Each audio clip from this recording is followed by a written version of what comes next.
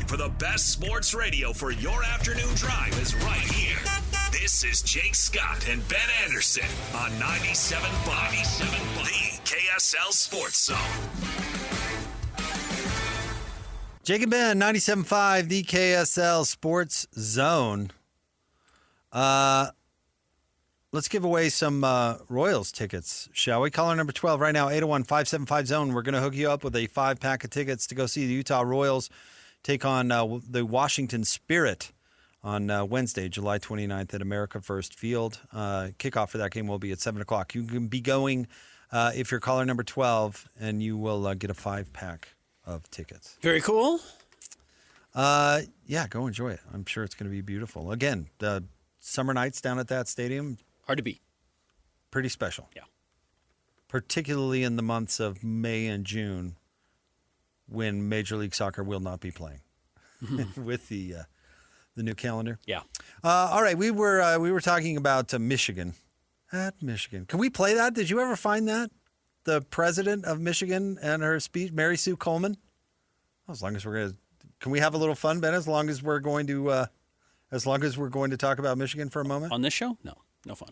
Let's play this bit. Here, this is Mary Sue Coleman at, I think it was halftime of a football game. Explain to me what this would be all about today.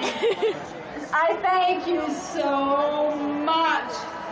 And one of the things that makes me so proud is the tradition of Michigan. The great coaches that we have at Michigan. The great athletic directors that we have at Michigan. And there are two phrases that I think about all the time. The team. She blamed that on the wind, by the way. Somehow the wind? That's what she blamed it on. She was not intoxicated. No, it was just the wind blew. It was windy. 7 beers into my mouth during the first half of the game. Wind, I think, was the name of the brand of schnapps that she was consuming. I love it how Michigan deteriorates throughout the first time she says Michigan, it's pretty good. And then by the end, it's anyway. I wonder if she was the one who hired the Ward Mandel or whatever his name is, the athletic director. They're firing. Ben, I did not read that entire. Well, I guess nobody really. Nobody has. It's not been released. It's not, and it's not going to. Apparently, the law firm only relayed the report to Michigan verbally. Convenient. Mm-hmm.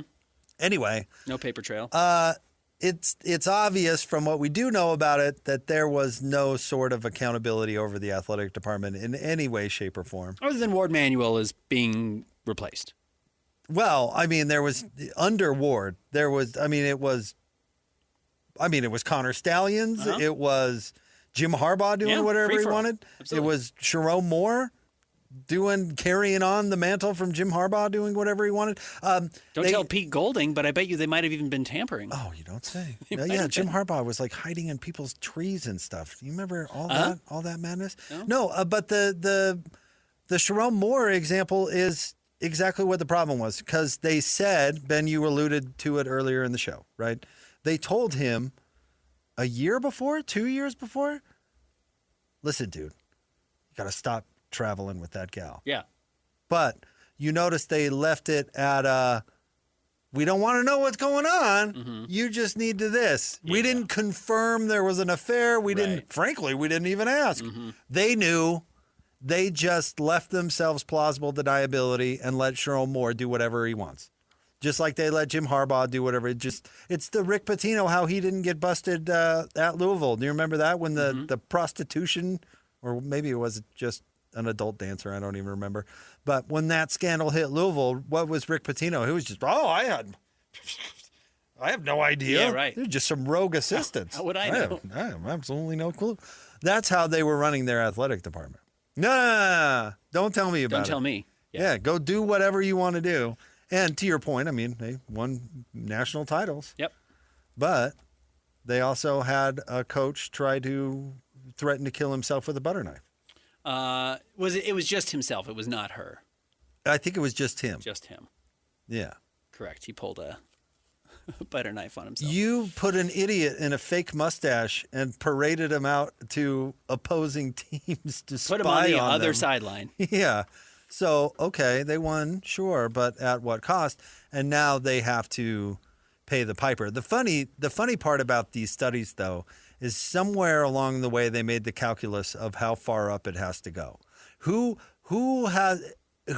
is the lowest ranking person we can fire to make sure this goes away? Now, it's a little bit different because I think Michigan has an interim president. Mm-hmm. So maybe they just want to pull the Band-Aid off before they hire a new president that can come in and not have to deal with all of this mess. But someone did the calculus of, okay, the highest, this thing needs to go at least athletic director.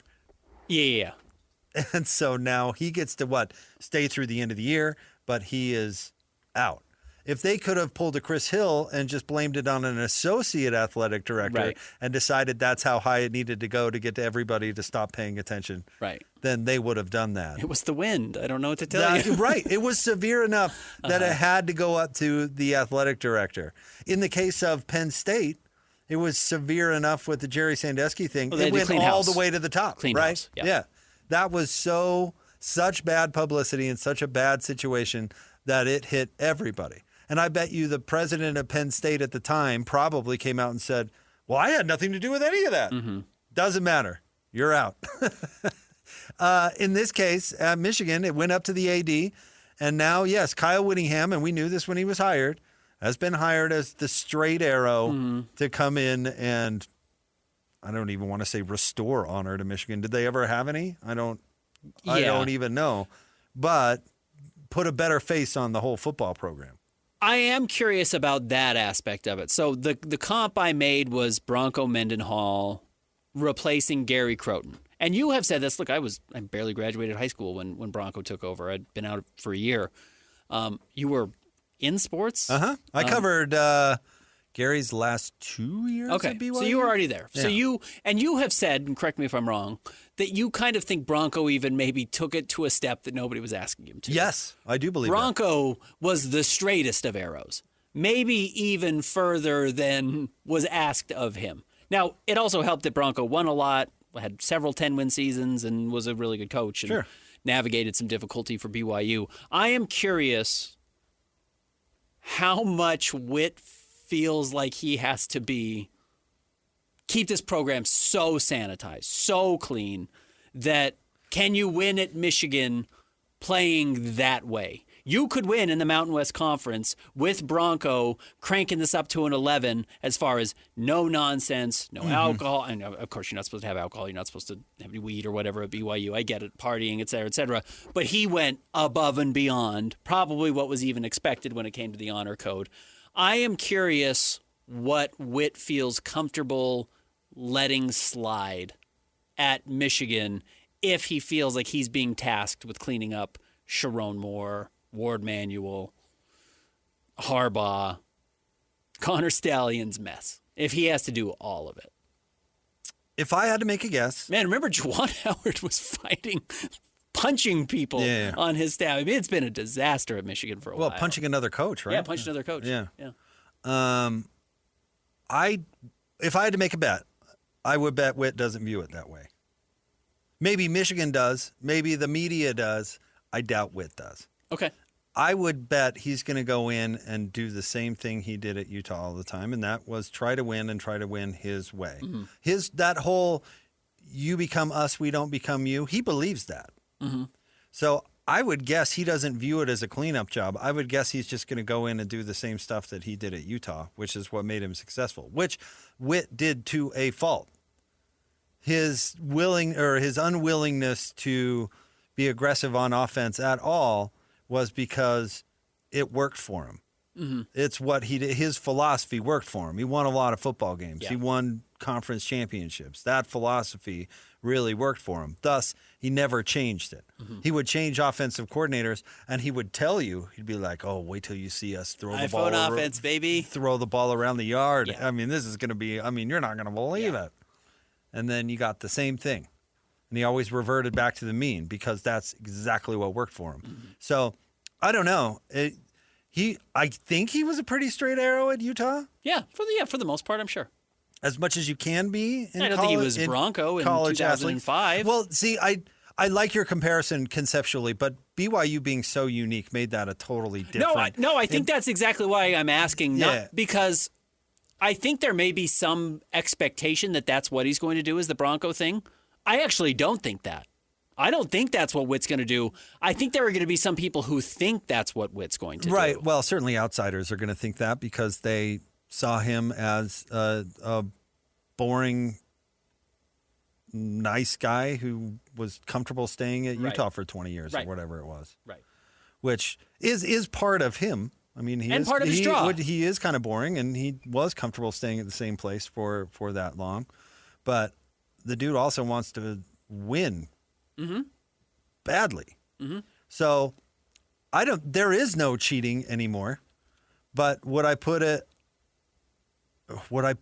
Witt above going in and creating a Michigan-like advantage to win at Michigan? I wouldn't doubt it. I don't think he's going to go in there and all of a sudden they're not going to. I mean, see, but that's the thing. What is cheating anymore? No, so it's funny when you said that there's no cheating anymore. So I didn't know what you meant. You mean they don't enforce cheating anymore, or nobody's cheating anymore? So if Michigan was cheating and running a loose ship or whatever, would Witt step in and clean all that up? Well, I don't know what there is to clean up anymore because there's not really anything that's against the rules. Yeah, exactly right. So that's right. Is Witt going to go in there and all of a sudden not tamper with other players? No. He already tampered with Utah's players. Right. And he brought some of his previous players along with him. They're going to pay top dollar for athletes, which is no longer cheating. I don't think he will put a fake mustache on some idiot and then send him out to spy on other teams. So I guess he won't be doing that. I hope he doesn't for his sake. But I do think he's got to be careful because of that he is not a Michigan man. And this applies to USC too. They keep hiring a quote-unquote USC guy or a quote-unquote Michigan man or whatever because they'll come in and not be so alarmed that, I don't know, the staff is doing cocaine in the bathroom or something. That all the bad behavior is going on. If you hire a Michigan man, he's going to come in and be like, "Oh yeah, well this is Michigan. This is how Michigan it rolls."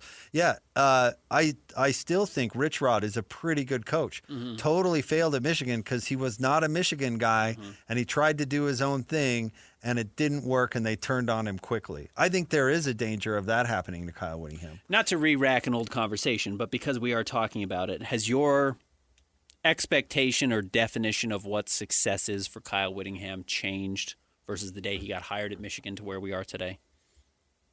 How so? Do I think he'll just in some ways, like, the dust has settled a little bit. We have the pieces have landed. His roster's done.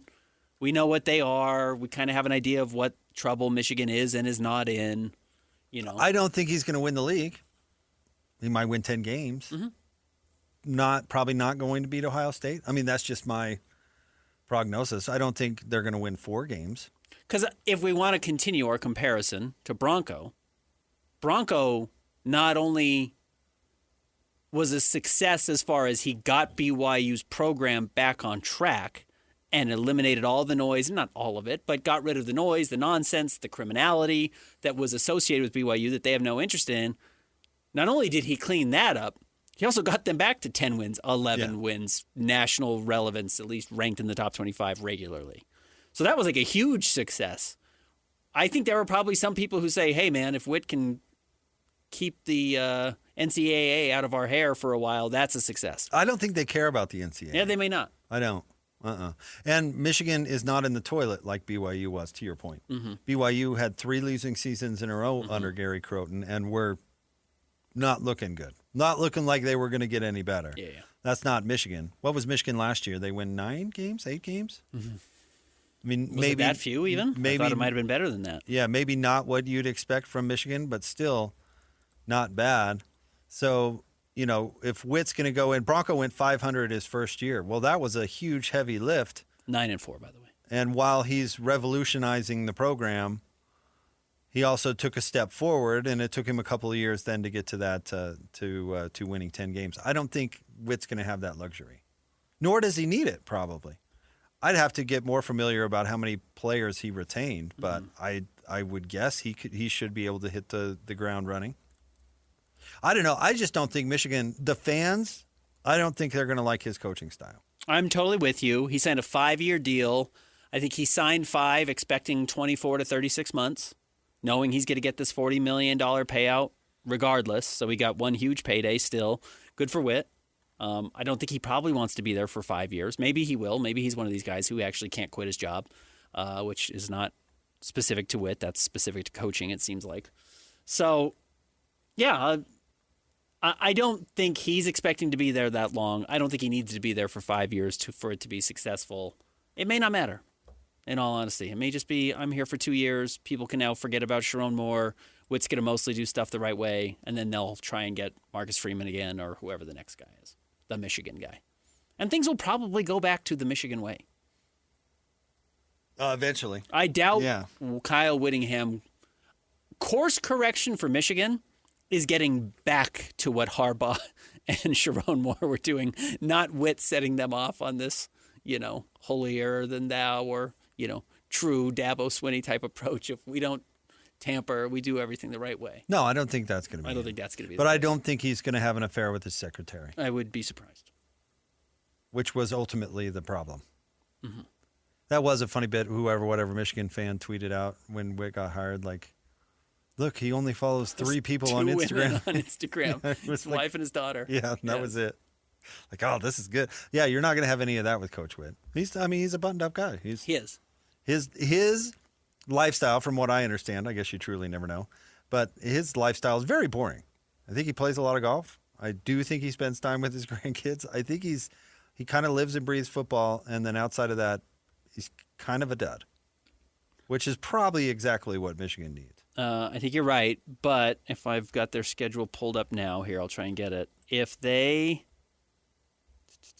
get smoked by Oklahoma in week 2, like, the heat will be turned on immediately. Already? Yeah, sure.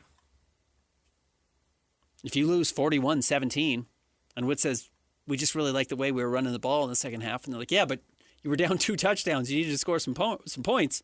And Witt says, oh, it's not how I do things. That's what you sign up for. But that is what you sign up for. And that will be eye-opening to him, I bet. You lose games at Utah, and fans are a little mad, but they are still in love with you. Witt had that, a 4-win season or whatever it was a couple of years ago? He had back-to-back losing seasons to start the Pac-12. And his seat heated up, but it did then. But now, but he didn't get fired. Fans were bent about the 4-win season, but they blamed it on Isaac Wilson and they moved on with their lives. Mm-hmm. That's not what happens at Michigan. Mark Pope taking the Kentucky gig. Mark Pope hasn't hit it out of the park at Kentucky, but he's not below 500. He just loses a couple SEC games that the fan base thinks he shouldn't lose. Should never lose. Yeah. And what's the phrase, Ben? The Lions are at the gate. Yeah. Here's Michigan's schedule. Western Michigan to start the year, Oklahoma, UTEP, Iowa, at Minnesota, home against Penn State, home against Indiana, at Rutgers, Michigan State, at Oregon, home against UCLA, at Ohio State. Like, there is a world where that's a 6-win team. They could lose. Well, they could lose 5 of those games, 6 of those games. They likely would lose 4, maybe. They could lose to Oklahoma, Penn State, Indiana, Oregon, Ohio State easily. Well, they'll be dogs in 3 of those. Then if you drop a game against Michigan State in between at Rutgers and at Oregon, or randomly at Minnesota, or against Iowa. I know Iowa was not very good last year, but it gets steep. Yeah. It gets difficult, and then your leash is so short going into year 2. So I'm really curious. All right. I'll be watching closely. What you got Wednesday coming up next? I think we've got 2 good ones today. Stay tuned. Jake and Ben, 97.5, the KSL Sports Zone.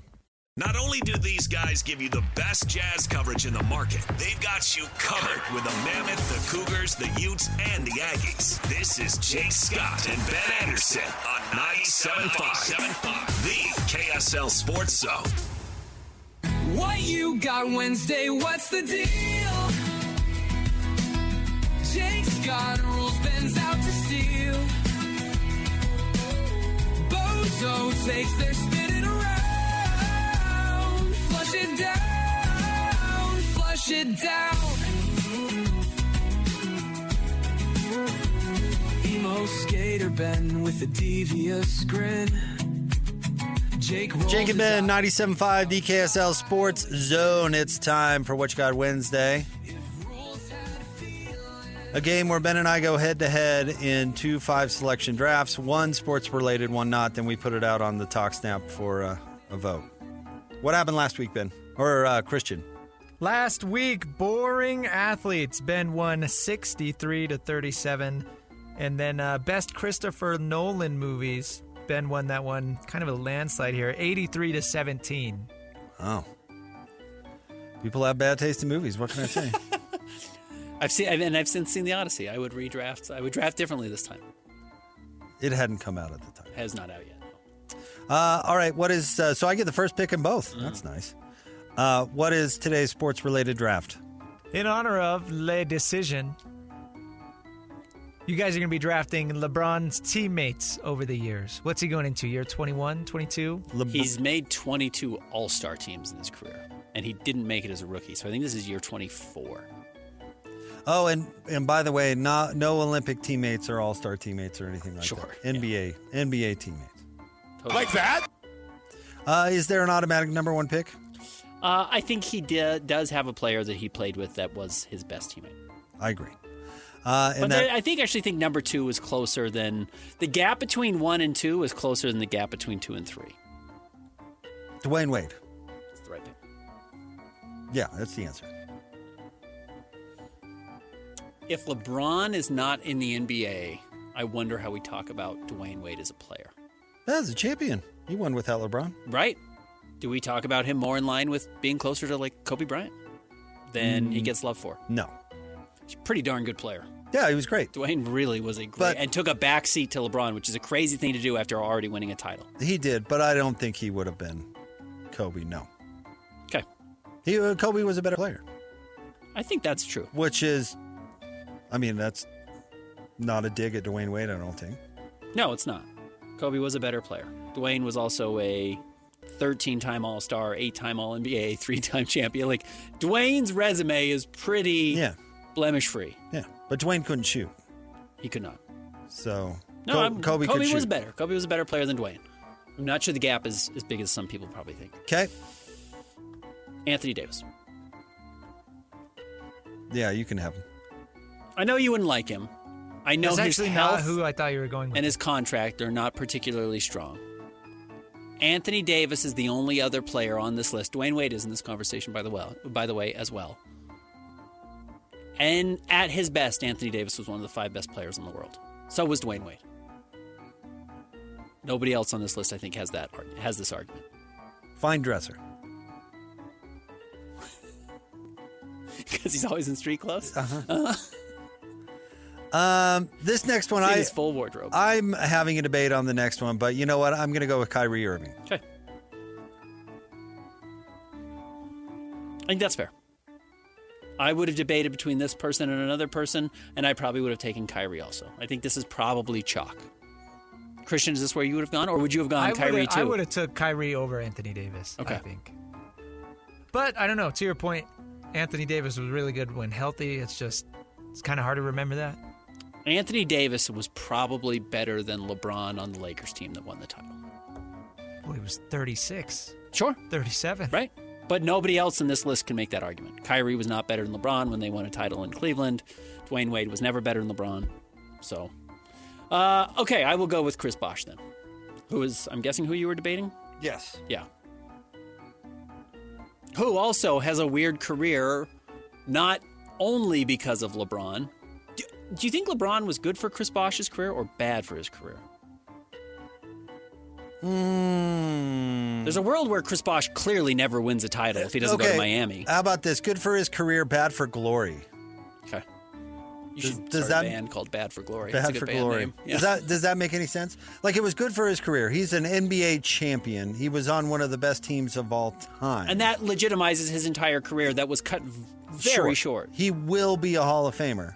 If he's not already. But if he would have stayed in Toronto or gone to a different team, He might be LaMarcus Aldridge. He would have way more glory. He would have Okay, interesting. He would have more stats. He would have more All-Star berths. He would Yeah. have more glory. But might be in... Yeah, okay. I think that's fair. All right. Luka Doncic. That's a good pick. No way. Are you feeling okay? I know I can't Do you stand have it, a but brain Yeah, abscess you right have now? something wrong? Luka Doncic. Do some neurological tests. It'll get me votes. I think it will. Maybe. Though you run Luca down more than anyone. Maybe you're I going to hurt do. your own cause. Yeah. Okay, you know what I said? Other guys may not have an argument to be top 5 in the world. Luca has an argument to be top 5 player in the world. Yes. With Dwayne Wade and Anthony Davis. I would take prime Dwayne and prime AD over Luca. But if Luca could change that if he wins a title. Luka. Starts to get thin here. There's a drop-off here, though there's still Hall of Famers on this list, and I will go with current or maybe former Jazz man Kevin Love. Yep. Third best player on a title team. It's a really hard thing to do. He also gave up a lot to get there, and it was the right move for him. He gave up all of the glory. Yeah. He was the face of the Minnesota Timberwolves. He was 25 points, 15 rebounds. He was an All-NBA Took guy. a major back seat, and it also helped legitimize his career.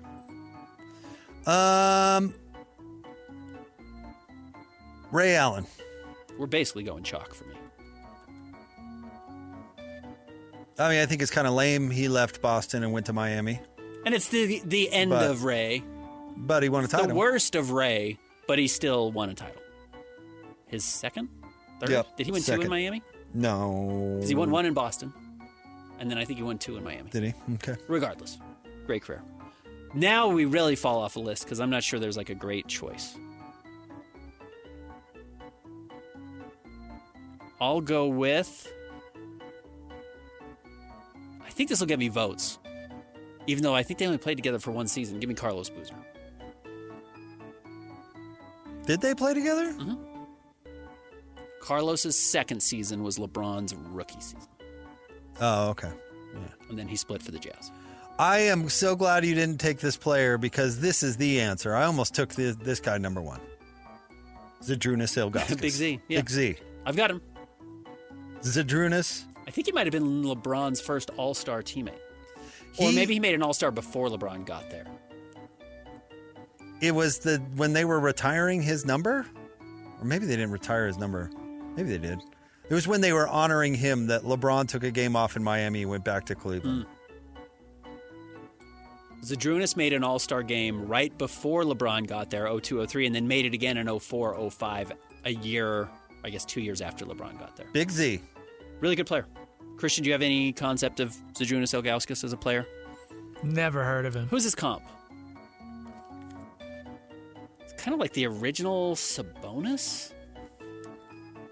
No, he's way spazzier than Sabonis. He was. Their games, and he was an offensive anchor. Sabonis is actually talented. He averaged, you're right, he was like, I mean, in his prime, his all-star, he averaged 17 points a game, 7.5 rebounds. Probably closer to Nurkic. Like, big dude, pretty skilled. Kind of, dude, he's kind of running around out there. Huge body. That's why they called him Big Z. He was very popular. Huge man. All right, Ben has one more. This is my last pick. This list does stink. Ugh. Give me Dwight Howard. He was on the bubble finals team. Got Dwight his only championship. Dwight Howard. I don't even count Dwight Howard having a championship. I don't count that championship, but certainly, who remembers he was even on the team? I did, but yeah, it's not. I don't even know if he was starting. He may have not been starting. All right. I think Anthony Davis was starting. Review. Jake, you had the number one pick. You went Dwayne Wade, Kyrie Irving, Luka Doncic, Ray Allen, and Zadrunas Ilgauskas? Ilgauskas. Big Z. Ben, Anthony Davis, Chris Bosh, Kevin Love, Carlos Boozer, and Dwight Howard. Any other names that were obvious that we missed? I mean, his time at the Lakers, he got the husks of everybody. You know, Carmelo Anthony, Russell Westbrook, Rajon Rondo. Yeah, I had Rajon was probably who I would have taken had I not taken Dwight. Rondo also, I think, won a title with the Lakers that year. Timothy? Mozgov? Yeah. I thought about J.R. Smith. Antoine Jameson? Antoine Jameson's probably better than a lot of those. Oh, yeah, Birdman. early in his career. Yeah. Yeah. Birdman? Yeah, Chris Anderson. Honestly, Anderson Varejao was a good player. All right. What is our not sports topic for the day? Now you're going to draft musicians turned actors. This is in honor of Ed Harris, who thought he was an actor turned musician. They cut his number. He got his big number. So we're talking about musicians in acting performances. Do we have to select a movie or a show, or I just... think it will be obvious enough. All right, that's fine. But if you're one random person who's like, they have a Pat McAfee level album that came out, and then they became really famous as actors, I think we can veto that if it's obvious. I don't even know who that example would be, though. Is there a number one pick? Christian, do you think there's a number one pick? There might be, but I haven't given it a whole lot of thought. I don't think. I there's an honestly obvious don't. number one. I don't think there is. There are a couple that jump out to me, and I think any of them will say that's a good pick. Man, I'm gonna go with Frank Sinatra. That was one of the 2 or 3 names that I thought belonged there. Now, the funny thing is, I'm not sure there's like the obvious movie I would point to. Like the original Ocean's 11's not good. No, wasn't he in Manchurian Candidate? The think he was original in Manchurian Manchurian- Candidate. And he he won might the be. best supporting actor in From Here to Eternity. Guys and Dolls is great. It's also a musical. Yeah. It's like, yeah, you have a singing guy in a singing movie. But he acted a lot. So Sinatra, let me look where I have him on my list. I have him number 4 on my list. But I was just naming like the top people that came to my mind. It's the right pick. It's a good pick. I will go with Judy Garland. Wizard of Oz. Yeah, you're Dorothy. You also have like the best Christmas song of all time. You've got Somewhere Over the Rainbow. You're one of the most famous actors. Yeah. In the right there with Sinatra. No question. This is maybe too high for this guy, but I consider taking him at number 1, so I'm going to go for it. Ice Cube. I had Ice Cube was one of the first names I listed and got bumped down as I kind of thought about it. Friday. Three Kings with George Clooney, and who else is in that? Well, I would say He's really good. Ice Cube has some chops. His best movie is Boys in the Hood, which I believe was his first movie. But the reason revolutionary actor, musician, Rapper, yeah. NWA changed. I mean, it created basically a whole new genre. I mean, it changed music. And then now, how many people of Christian's generation even know that he was a rapper? Of like one of the most important musical groups of all time. Absolutely. He's turned into a blockbuster actor. In fact, the only reason everybody knows the White Sox logo is partly because of Ice Cube. He was that culturally important. And Boys in the Hood is great. And he's good in it. Yeah, totally agree. Anaconda, great movie. Not the new one. I will go with... let's see, man, I can get some of these later. You know who I'll go with? Who I really like as an actor? Dolly Parton. Working 9 to 5. 9 to 5. Fried Green Tomatoes? She was not in Fried No, Green she's in the other Tomatoes. one. She was in with Sally Field, who dies. Yes. Steel Magnolias. Steel Magnolias. Spoiler alert, jeez. Yeah. Well, I haven't seen that movie in a long time, but isn't she dying throughout like the entire movie? I think her daughter dies. Yeah. Sally Field does. No, Sally Field's daughter dies. that's it. Yeah. Spoiler alert. Well, it is quite an old. It's been out for Quite an almost old 40 years movie. now. All right, I'm going to go with Marky Mark. Okay. Way better Christian, actor. did you know he was a musician? I do know that. Okay. Yeah. He had his Funky Bunch. And the Funky Bunch. Funky Bunch. Way better actor than he was a musician. Yeah. I think that's fair. And he's not a great actor either. I like The Fighter. Yeah, he's got some roles. Boogie Nights rules. But he's not a great musician, and some of his movies now are a little less exciting. I will go with... I have somebody who's reverse here, so I'm not going to pick them. I will take Madonna. League of Their Own. Yeah, it's great. She's really good in it. She's in that? She's like the third baseman. She's the center fielder. Center fielder, is she? I think so. She might be a kook of a person, but she really, like Dolly, though I think Dolly's very respectable as a person and as an actor, has some acting chops. You know what movie She's Dick Tracy? I was about to say the movie she was in that I really liked that nobody did was Dick Tracy. Yeah, Dick Tracy's cool. All right. Where do I want to go? Let's go with Queen Latifah. I've got her number 3 on my list. Average musician, although she was successful. Enormously But important. I would consider her way better of an actor. Pioneering female hip-hop artist, though, for sure. But started as a musician. And became a very well-respected actor. Yeah. Yeah, I have her on my list. Good pick. Christian, what pick is this for me? This will be your 4th pick. Okay, so I have 2 more. I don't want to say waste one here. Musicians turned actors. Have I only drafted women so far? Yes. Jeez. Very progressive, Ben. I got to be more regressive here with some of my thoughts. I will go with Bing Crosby. All right. White Christmas, and then is in the movie White Christmas. Is that the only one he's in? No, he's been in a lot. He also does some voice work in some of the Disney movies, including The Headless Horseman. He's a narrator. All right. My next pick.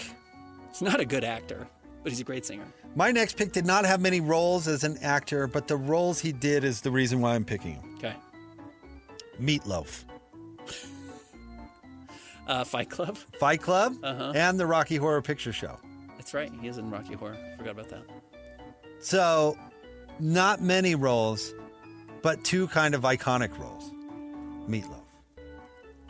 What's his name in Fight Club? Bob You get- Paulson. Bob Paulson. Robert Paulson. Uh-huh. Yeah. He's got a nickname, which we can't say on the radio. Okay, I will go with... I'll go with David Bowie. Oh, I hate that movie. Which one? Labyrinth? Yeah. I've never seen Labyrinth. Oh, it's terrible. You've also never seen The Prestige, and he plays Tesla in that. No, I have Back-to-back not. Prestige drafts for me. Which I didn't think that was going to happen. Yeah, some people really just love Labyrinth, and maybe it's one of those that I've never seen it. Maybe I don't get it. There's no nostalgia for me, so it doesn't do anything for me. So Who'd we leave off, Christian? I'll recap first. Okay. You had the number 1 pick, Jake. You went Frank Sinatra, Ice Cube, Mark Wahlberg, Queen Latifah, and Meatloaf. Ben went Judy Garland, Dolly Parton, Madonna, Bing Crosby, and David Bowie. Will Smith. Will Smith I had there, but I- once Will Smith started smacking people, I dropped him. Sure. I fine. purposely didn't pick that hack. Lady Gaga. Only really been in one movie, right? Stars Born's good. She's good in it. That's a great movie. Yeah. She's in the Joker movie. That one sucked. Stinker. Yeah. From my generation, Donald Glover. He's been in a few movies. And it's good. He's a pretty good The Martian's actor. good. Yeah. All of, what was his, Atlanta? That was one Atlanta's of the funny. great TV shows. I thought Eminem was good in 8 Mile, but he played himself. He did. So that's why I didn't pick that. Cher, Moonstruck was so funny, and she's very good in it. That could Yeah, have been there. but she was in the worst movie ever made, and so What's the worst movie ever? Stuck on You. I'm purposely not taking her because Harry Styles. Harry Styles, who's in Dunkirk, and is in, what was the new one he made? Rose. Don't worry, darling. Don't worry, darling. Is that the one where he broke up Ted Lasso's marriage? And he's an only so-so actor. I had Jamie Foxx. Jamie Foxx went the other direction. He went actor-musician. Yeah, was he? Is he a musician? Oh, He did. did on like the the alcohol, Kanye. Yeah, he did the Kanye. Like he had some hits. No, but he did that for an acting role. That was when he played Ray Charles. That song was on the soundtrack for. That song was on the Ray Charles. Was the Kanye yes. song was? Uh-huh. No way. I'm Not a telling chance. you. Why would they have a Kanye song on a Ray Charles movie? That's a cover of a Ray Charles song. Gold Digger. Gold Digger Yeah, is a cover of a Ray Charles song. Or not a cover, what am I looking for? Sample. Sample. Okay. His other song, though, Blame It on the Alcohol. Yeah. Right? That's not Ray Charles. But he went actor, musician. So he wouldn't have counted anyways.